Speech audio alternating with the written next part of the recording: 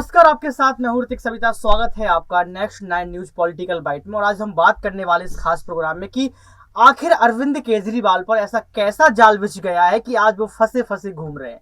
ऐसा क्या हो गया है कि अब कहा जा रहा है कि एमसी तो छोड़ो, गुजरात से बाहर फेंके जाएंगे। और साफ तौर पर यह कहा जा रहा है कि जो 1947 के बाद अरविंद केजरीवाल ये दावा करते थे कि सिर्फ एक ऐसी पार्टी है आम आदमी पार्टी जो बहुत ईमानदार पार्टी है, लेकिन अब ऐसा क्या हो रहा है कि ईमानदार पार्टी के ईमानदार नेता को बहुत ज्यादा खिदमत मिल रही है। ईमानदार नेता को संतरे खिलाए जा रहे हैं, ईमानदार नेता को यहाँ पर बहुत कुछ खिलाया जा रहा है, सेवा की जा रही है, मालिश की जा रही है, 4 लोग उनसे बैठने के लिए, बात करने के लिए आते हैं, न्यूज़पेपर उपलब्ध कराया जाता है।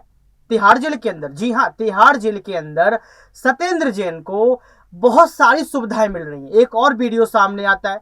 इसके बाद कहा जा रहा है कि जो स्कूल दिल्ली सरकार ने बनवाए हैं वो दिल्ली सरकार के है ही नहीं, उसमें 1300 करोड़ रुपए का घोटाला सामने निकल कर आ रहा है। ये साफ तौर पर अरविंद केजरीवाल पर कैसा जाल बिछाया जा रहा है। क्या ये जाल सही है या फिर अरविंद केजरीवाल झूठ बोलते हैं या फिर इसमें बीजेपी की साजिश है? इस तमाम मुद्दों को लेकर आज हमारे साथ बात करने के लिए मौजूद है जयंती झा मैम। बहुत बहुत स्वागत है मैम आपका। बहुत बहुत शुक्रिया मैम। आपका पहला सवाल मेरा आपसे ये रहेगा कि आप देख रही हैं जो तस्वीरें सामने आ रही हैं, आप भी अभी लगातार उस पर रिपोर्ट ले रही हैं और उस पर पैकेजेस रेडी कर रही हैं। मैं आपसे साफ तौर पर ये पूछना चाहता हूं कि सत्येंद्र जैन का दूसरा वीडियो सामने आ गया, पहला वीडियो आपने देखा था, इसके साथ अभी कहा जा रहा है कि उन पर घोटाले का चार्ज किया जा रहा है। इसके साथ ये कहा गया कि उनका जो पार्षद था अखिलेश, जिसको टिकट दिया गया, वो उसने भी घोटाला किया है। इसके बाद आपने देखा गुजरात में एक नामांकन हुआ, उस नामांकन को भी उनके उम्मीदवार ने वापस ले लिया। मतलब ये क्या हो रहा है, कौन सा जाल बिछा हुआ है अरविंद केजरीवाल पर मैम? देखिए, यहाँ ऋतिक मैं आपको ये सारी चीजें जो आपने बताई बड़े ही संक्षेप में बताई हमारे दर्शकों को। और ये सवाल देखिए, ये वाजिब है कि आखिर अरविंद केजरीवाल इतने ज्यादा फंसते क्यों जा रहे हैं, इन सब मुद्दों पर फंसते क्यों जा रहे हैं। तो इसकी सबसे बड़ी वजह उनके जो पूर्व मंत्री रह चुके हैं सत्येंद्र जैन साहब हैं, आम आदमी पार्टी के नेता हैं। उनको वीआईपी ट्रीटमेंट मिल रहा है, वीआईपी नहीं वीवीआईपी ट्रीटमेंट मिल रहा है, वो भी तिहाड़ जेल में ट्रीटमेंट मिल रहा है, जिस जेल को लेकर कहा जाता है कि वहाँ कैदियों को मतलब उनकी अच्छी तरीके से खातिरदारी की जाती है। आपने जिक्र किया है और आपने देखा होगा उन तस्वीरों में उनसे लोग मिलने आ रहे हैं, न्यूज़पेपर हाथ में दिया जा रहा है। बिल्कुल, देखिए उनसे मिलने के लिए आ रहे हैं, सत्येंद्र जैन से मिलना हो रहा है, यहाँ पर मुलाकातें हो रही है और किसकी, जेल सुपरिटेंडेंट की मुलाकात हो रही है। वहीं पर बिस्लेरी की बोतलें उन तक पहुंचाई जा रही है। आम खारा पानी आप बोल सकते हैं, खारा पानी जो नहीं मिलता है लोगों को, उन तक बिस्लेरी का मिनरल वाटर पहुंच रहा है। ये आप समझ सकते हैं, ये आज तक के इतिहास में तो कभी भी जेल में बैठे कैदी के साथ तो इतना ज्यादा अच्छा सुलूक नहीं किया गया है। तो बाकी कैदी तो यही बोलेंगे कि भैया हमने क्या गलती कर दी, हमारी क्या सिर्फ यही गलती है कि आम आदमी पार्टी में या फिर आम आदमी पार्टी की दिल्ली सरकार में हम मंत्री नहीं थे, हमारी सिर्फ यही गलती है क्या? क्योंकि इतनी सुविधाएं तो फिर हमको भी मिलनी चाहिए। तो जयंती मैम, मैं आपसे एक सवाल और करूंगा। आपको जाना जाता है कि आप जो बात बोलती हैं निष्पक्ष बोलती हैं, फिर चाहे कुछ भी हो जाए। मैंने आपको गूगल पर देखा, हर जगह देखा, और आप कटु बोलती है, शुद्ध बोलती है। मेरा सवाल आपसे ये रहेगा कि आपको एमसीडी की तस्वीर क्या नजर आ रही है मैम इस समय? आप ये देखिए तस्वीर कितनी गंदी है। आम आदमी पार्टी जहां आरोप लगाती थी बीजेपी पर कि इन्होंने 15 साल से सिर्फ और सिर्फ भ्रष्टाचार फैलाया है, 3 कूड़े के पहाड़ तैयार कर दिए हैं। ये कहते हैं कि दिल्ली की 2 तस्वीरें हैं। पहली तस्वीर में आपको लाल किला मिल जाएगा, आपको इंडिया गेट मिल जाएगा, आपको साउथ दिल्ली का हट मिल जाएगा, तो दूसरी तस्वीर में आपको कुतुब मीनार जितनी लंबी आपको कूड़े के पहाड़ मिल जाएंगे। तो आपको क्या लगता है जो आरोप आम आदमी पार्टी बीजेपी पर लगाती है वो आरोप सही है या फिर जो तस्वीर सामने से भी नजर आ रही है वो सही है? तो इस बार आपको एमसीडी को लेकर क्या लगता है कि इस बार क्या होने वाला है बवाल? देखिए, एमसीडी की अगर मैं बात करूं तो जल्द ही चुनाव सर पर है और आम आदमी पार्टी साथ ही अरविंद केजरीवाल के गले पर अब तलवार लटकनी शुरू हो गई है, खतरे की तलवार है। देखिए, यहाँ सिर्फ और सिर्फ एमसीडी चुनाव की बात नहीं हो सकती ऋतिक। एमसीडी चुनाव के साथ साथ जिस पर ताल ठोकी है अरविंद केजरीवाल ने, यानी कि मैं गुजरात चुनाव की बात कर रही हूँ, गुजरात चुनाव में भी वो ताल ठोक चुके हैं। अब एक तरफ करते क्या है कि सत्येंद्र जैन का मुद्दा तो चलिए चल ही रहा है, उनके तरह तरह के वीडियो लीक होते जा रहे हैं और बीजेपी उन पर हमलावर है। लेकिन इसी बीच एमसीडी चुनाव के लिए मुस्लिम वोटर्स को साधते हैं और फिर गुजरात जाते हैं तो हिंदुत्व वोट बैंक साधने की बिल्कुल सॉफ्ट हिंदुत्व की बात कर रहे हैं। यहाँ देखिए, यहाँ पर आपको मुस्लिम वोट बैंक चाहिए तो अगर आप यहाँ पर मुस्लिम उम्मीदवारों को जगह देंगे तो फिर आपके गुजरात के जितने वोटर्स हैं वो नाराज हो जाएंगे।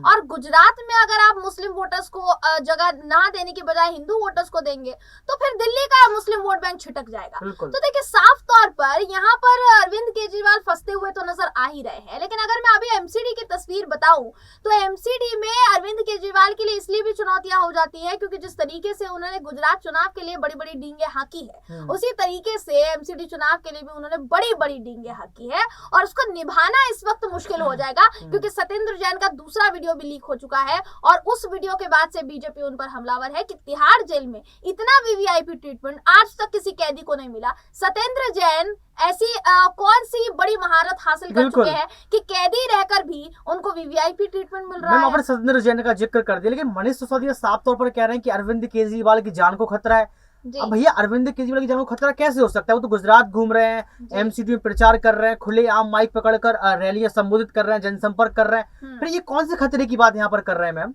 देखिए यहाँ अगर मैं मनीष सिसोदिया की बात करूं तो मनीष सिसोदिया ने इससे पहले भी, आपको याद होगा सत्येंद्र जैन का जब पहला वीडियो लीक हुआ था तो मनीष सिसोदिया ने कहा था कि भैया उनकी ना तबीयत खराब है तो उनको तेल मालिश दिया जा रहा है। तबीयत तो बड़े कैदियों की खराब होती है, तेल मालिश किसको मिला है ये जरा मनीष सिसोदिया जी बताएं। दूसरी बात ये है कि मनीष सिसोदिया ने यहाँ बोला अरविंद केजरीवाल की जान को खतरा है। अब गुजरात में ये दावा किया गया है। अब देखिए यहाँ पर इस समीकरण को समझने की कोशिश कीजिए।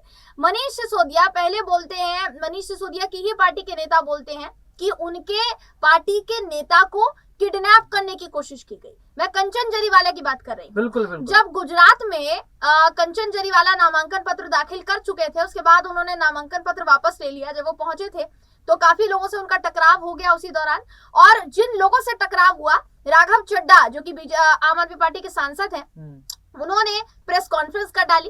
प्रेस कॉन्फ्रेंस करके वो बोलते हैं कि हमारे पार्टी के नेता को किडनैप करने की कोशिश आम आदमी पार्टी के गुंडों ने की है। ये तमाम ये पूरा उनका वाक्य था जो कि मैं एक एक वर्ड यहाँ पर मेंशन कर रही हूँ। गुंडो शब्द का उन्होंने इस्तेमाल किया था। बाद में उनकी किरकिरी तब हुई ऋतिक, जब राघव चड्ढा ने तो बोल दिया कि गुंडों ने किया है, कंचन जरीवाला बोलते हैं कि नहीं उसमें तो बीजेपी का हाथ ही नहीं है, मेरे तो जितने भी वो लोग थे वो तो मेरा आपसी परिवार का टकराव था, बीजेपी का इससे कोई लेना देना नहीं है। तो आम आदमी पार्टी का वो आरोप यहाँ खारिज हो गया।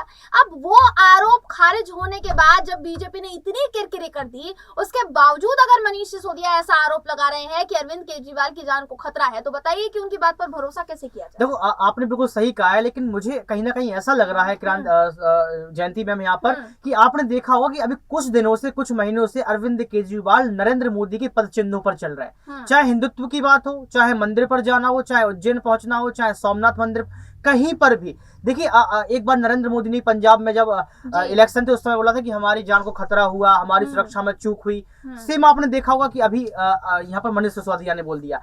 इसके पहले आपने देखा होगा कि जैसे तिलक धारण करके आपको नरेंद्र मोदी दिखते थे, वैसे ही आपको अरविंद केजरीवाल दिखे। तो एक छोटा सा सवाल मेरा यहाँ पर ये रहेगा कि आपको लगता है कि अब अरविंद केजरीवाल लोकसभा चुनाव को देखते हुए नरेंद्र मोदी के पद चिन्हों पर चल रहे हैं और अपने आप को बता रहे हैं कि हम सबसे अलग हैं? बिल्कुल। देखिए यहाँ अगर मैं बात करूं लोकसभा चुनाव की, तो लोकसभा चुनाव में सबसे बड़ी बात यह है ऋतिक कि अरविंद केजरीवाल ने विपक्षी गठबंधन का साथ देने से मना कर दिया है।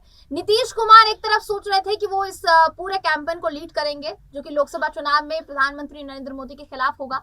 उस गठबंधन में शामिल होने से अरविंद केजरीवाल ने इनकार कर दिया और उनका बयान ये था कि बीजेपी को हराना तभी पॉसिबल होगा जब जनता चाहेगी। अगर जनता नहीं चाहेगी तो आप कितना भी गठबंधन बना लीजिए, कितनी भी पार्टियां उसमें शामिल हो जाए, आप बीजेपी को नहीं हरा सकते हैं। तो इसका मतलब अरविंद केजरीवाल कहीं ना कहीं संकेत दे रहे हैं कि आप गठबंधन बना लीजिए पर बीजेपी को नहीं हराया जा सकता, तो मैं भी यहाँ पर सीधे तौर पर ताल नहीं ठोकूंगा। अलग से उन्होंने कहीं ना कहीं किनारा कर लिया लोकसभा चुनाव से, किनारा कर लिया बहुत साफ तौर पर। बिल्कुल। और अब इस तरीके से वो जाहिर करने की कोशिश कर रहे हैं कि लोकसभा चुनाव में बीजेपी को वो टक्कर देंगे। हालांकि इस बात को भी मैं क्लियर करना चाहती हूँ कि कई बार आरोप लगाया आम आदमी पार्टी पर, अरविंद केजरीवाल पर, कि वो बी टीम है बीजेपी की और वो सीधे तौर पर अगर वो चुनाव लड़ते हैं तो फायदा बीजेपी को होता है। क्योंकि देखिए कांग्रेस को साफ करने के लिए आम आदमी पार्टी लड़ती है, कांग्रेस का सफाया होगा, फायदा बीजेपी को होगा। तो अल्टीमेटली इसीलिए आम आदमी पार्टी को बी टीम कहा जाता है। देखिए, आज साफ तौर पर यहाँ पर जयंती मैम ने आपको समझाया और बाखूबी उदाहरणों के साथ समझाया,